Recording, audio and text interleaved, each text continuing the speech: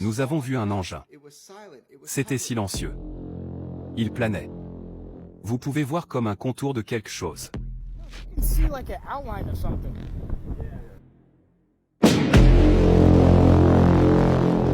Qu'est-ce que c'est que cette merde? Maintenant, il n'apparaît pas dans mon appareil photo.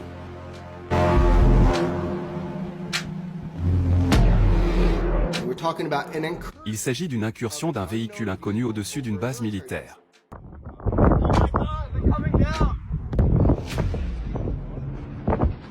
S'il vous plaît, dites-moi que c'est la fin du monde.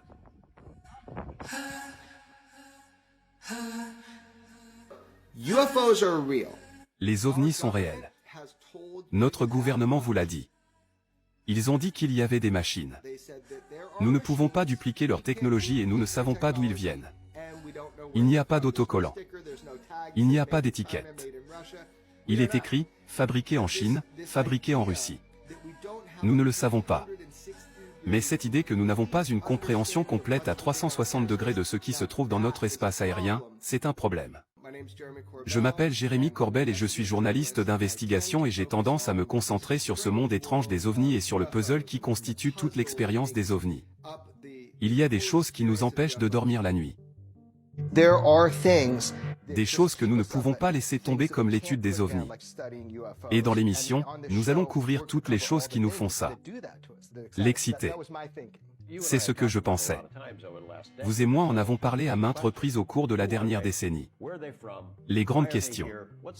Qui sont-ils? D'où viennent-ils? Pourquoi sont-ils là?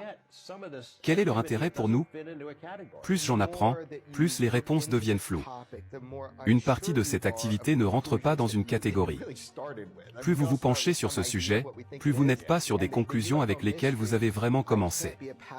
Je vais commencer par vous donner une idée de ce que nous pensons que c'est. Et le mystère des ovnis, je ne peux pas en être un consommateur passif. Je dois être un participant actif. J'ai un podcast qui s'appelle Weaponized Podcast et George Knapp et moi, c'est mon mentor en journalisme. Nous laissons généralement tomber ces cas par le biais de ce podcast visuel appelé Weaponized. C'est une question intéressante. Voici les bases, mec. L'une des plus grandes bases militaires de la planète Terre. Il s'appelle 29 Palms de Californie. C'est une base marine. S'étendant sur près de 1200 000 carrés, le centre de combat est la plus grande base de base marine au monde et est la seule installation de base marine qui dispose d'un espace terrestre et aérien adéquat pour mener une formation de niveau de service avec des tirs de sauvetage interarmes entièrement intégrés. On m'a dit qu'il y avait un événement et que je devais trouver des gens qui pourraient être photographiés ou filmés. C'est toute l'information que j'ai obtenue. En 36 heures, j'ai pu constater qu'il y avait plus de 50 témoins qui prétendent avoir vu un engin de forme triangulaire qui planait silencieusement au-dessus de la base. Il ne descendait pas. Ce n'était qu'un bricolage. Quand j'ai vu les premières images, c'était un peu comme des images noires parce qu'on filme la nuit avec des iPhones. Je me suis dit, oh, ce sont probablement des fusées éclairantes. Aucun problème. Cependant, tout le monde m'a rapporté qu'ils avaient vu le corps d'un engin. Et donc, quand les images ont commencé à arriver, et c'était il y a environ 2 ans, c'est à ce moment-là que tout m'est venu. Donc, dans les 36 heures, j'ai fait enregistrer des gens, documentés dans le dossier en me disant, nous tirons des fusées éclairantes. Ce n'était pas ça. Nous avons vu un engin. C'était silencieux. Il planait. Il ne s'agit pas d'un métier à tisser. Il dit que les ronds du métier à tisser tombent. Et personne ne tire dans une section de 5 canons. Non, vous pouvez voir comme un contour de quelque chose. C'est émouvant. Et puis, heureusement, ils ont tiré des balles d'illumination. Et donc vous pouvez voir cette grande différence entre ce à quoi ressemble un éclairage rond ou comme une fusée éclairante et à quoi ressemble cette formation de lumière en forme de V. Alors je me suis dit, ok, laissez-moi regarder un peu plus là-dessus. Eh bien, certaines personnes avaient des iPhones avec une capacité de faible luminosité. Et donc ils disent, regardez, vous pouvez en quelque sorte voir le contour ou la forme du corps de ce que nous avons vu. C'est donc ce que nous examinons maintenant. C'est une photo intéressante car avec la fonction de faible luminosité de l'iPhone, vous êtes en mesure de distinguer ce qui semble être la forme réelle de ce qui a été décrit virtuellement.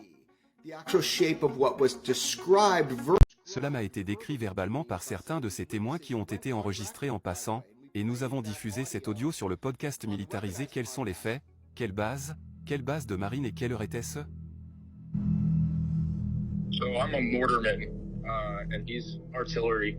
What are the facts, man? Like what base? Which marine base? Il y a 2 nuits, c'est à peu près 825 la nuit, c'était près de 29 Palmiers, Californie, donc je ne sais pas si vous êtes familier avec la base, mais quand Wilson est attaché à 29 bombes donc, c'est comme une route à sens unique pour entrer et sortir du camp. L'un de mes copains était à l'extérieur, il regardait le ciel, puis il est apparu de nulle part et nous sommes tous sortis et regardés et puis lentement, comme plus de 50 personnes commencent à sortir et à regarder, ces lumières sont apparues.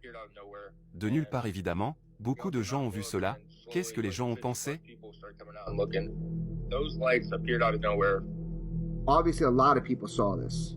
What did people? Ils étaient juste un peu comme si personne ne pouvait le reconnaître.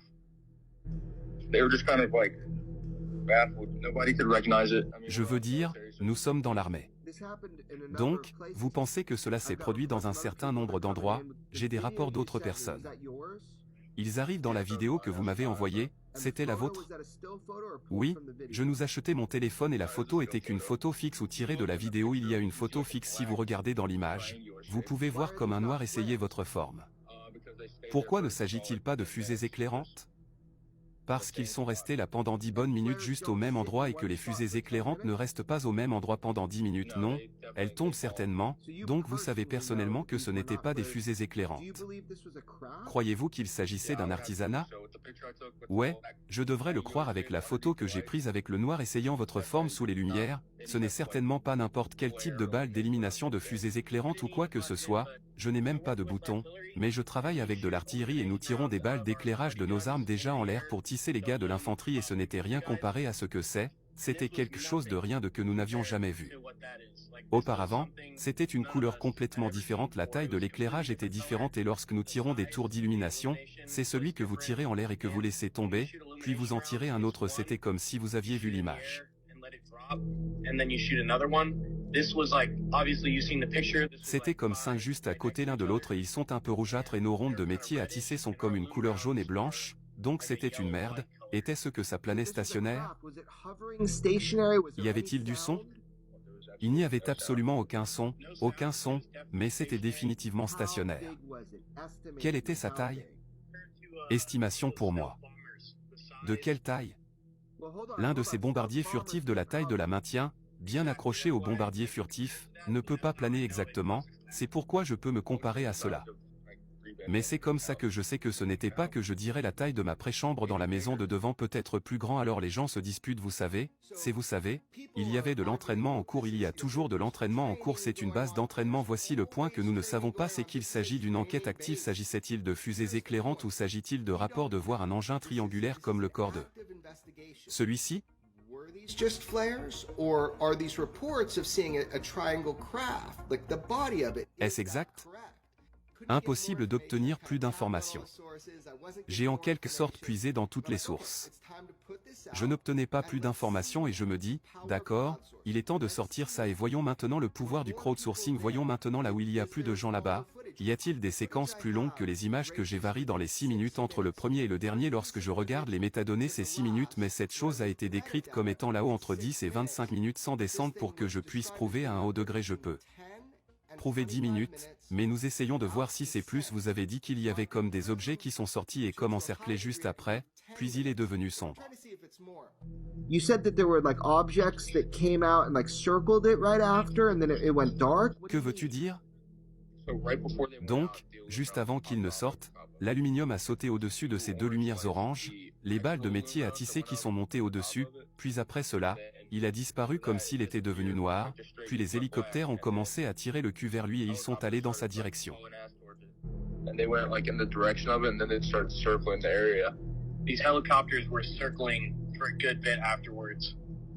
Et il y avait aussi un convoi qui est sorti comme un convoi de plus de 60 camions et nous l'avons vu sortir aussi. C'était juste un noir hétéro disparu. Voici l'affaire, il n'y a pas de moyen officiel d'enquêter sur les ovnis, les gens ne passent pas par le processus formel comme ils le devraient, il devrait y avoir des tonnes de données à ce sujet, donc le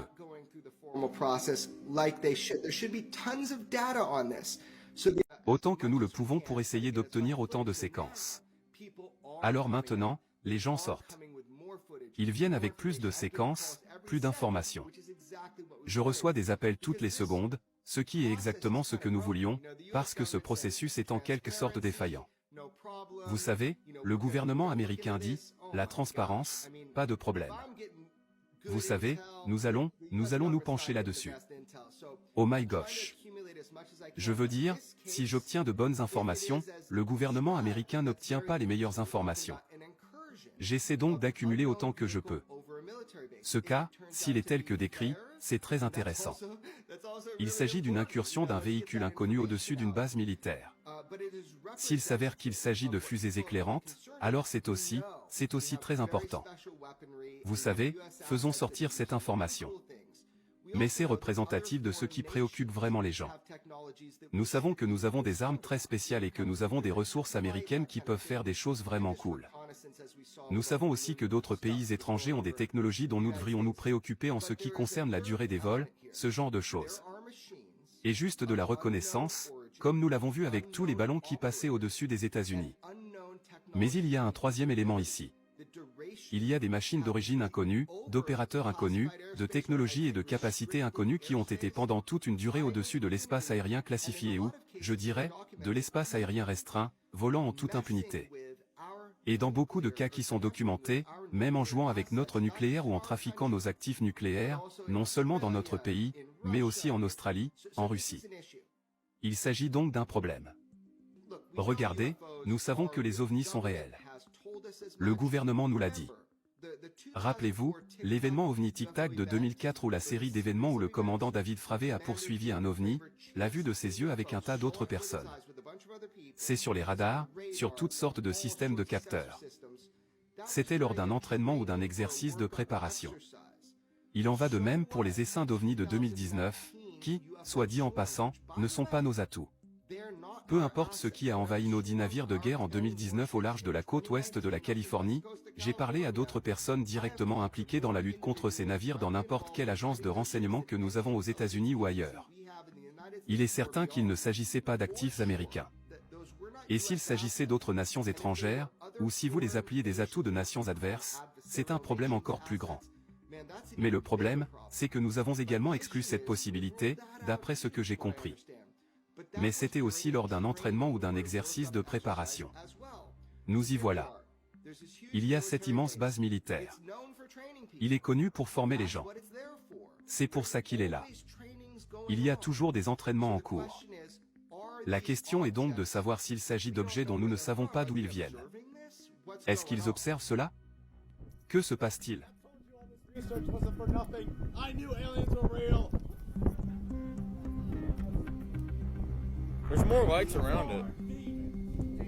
C'est donc l'un de ces moments uniques où je demande de l'aide. Je demande à tous ceux qui étaient à la base militaire de 29 Palms, au camp Wilson ou n'importe où dans les presque 1000 milles carrés de cette base. Étiez-vous là ce soir-là? Vous savez, avez-vous des images? Et c'est un peu ce que j'espère obtenir. Et en fait, cette information est en train d'arriver. Alors regardez, les ovnis sont réels. Notre gouvernement vous l'a dit. Ils ont dit qu'il y avait des machines, que nous ne pouvions pas dupliquer leur technologie et que nous ne savions pas d'où elles venaient. Il n'y a pas d'autocollant. Il n'y a pas d'étiquette qui dit fabriqué en Chine, fabriqué en Russie. Nous ne le savons pas. Mais c'est cette idée que nous n'avons pas une compréhension complète à 360 degrés de ce qui se trouve dans notre espace aérien. C'est un problème.